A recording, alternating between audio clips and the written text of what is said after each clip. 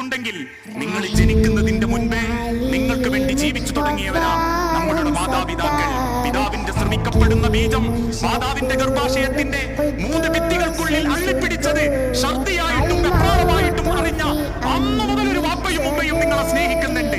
ശരീരം അനങ്ങാതെ ഒരു അനുഭവിക്കുന്ന വേദന എത്രയാണെന്നറിയണമെങ്കിൽ നമ്മളൊരു ഭാര്യയെ കല്യാണം കഴിച്ച് അവൾ ഗർഭം ധരിക്കണം, ഇരിക്കാനാവാതെ പ്രയാസത്തിന്മേൽ പ്രയാസം സഹിച്ച് കാലിൽ നീര് വന്ന് കിടന്ന് സങ്കടം തീർക്കാനാവാതെ ബുദ്ധിമുട്ടി പ്രയാസപ്പെട്ട് നിങ്ങളെ വളർത്തിക്കൊണ്ടുവരുന്ന ഒരു ഉമ്മാന്റെ വാപ്പാന്റെ ഹൃദയത്തിന്റെ നൊമ്പരമറിയാത്ത സ്നേഹത്തിന്റെ വിലറിയാത്ത മക്കൾക്ക് എങ്ങനെയാ മക്കളെ 1.5 കൊല്ലത്തെ പ്രേമത്തിന്റെ വലുപ്പമറിയാൻ സാധിക്കുക?